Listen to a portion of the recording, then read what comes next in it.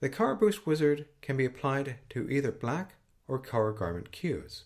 For job files that contain transparency, the Color Boost wizard optimizes the amount of color ink so that colors are vibrant. This does not affect areas that have a solid white underbase. For example, choose Jobs menu, Production Plugins, Transparency Opacity. The bottom view shows the color data, and the top view shows the transparency data. The transparency data indicates the amount of white underbase. When ripping the job, the color data undergoes a flattening process, and the transparency data is used to reduce the color data, allowing the garment to show through. By increasing the opacity, this simulates how solid the color data would appear without the transparency data that effectively provides the nice gradients that compose an interesting graphic.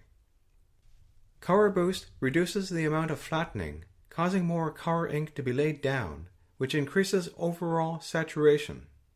The effect is similar to a levels adjustment that reduces midtones, except this would affect both the white underbase and color data. Color Boost only affects the color data. Choose Cue menu, Set up Color Boost. Multiple test images will be printed within this area. Use a file typical of your work, or choose a test file from RIP, System, Targets. Set the image size, then click Next. Confirm the range of test values for your charts. For example, 1 is normal flattening and 8 is significant.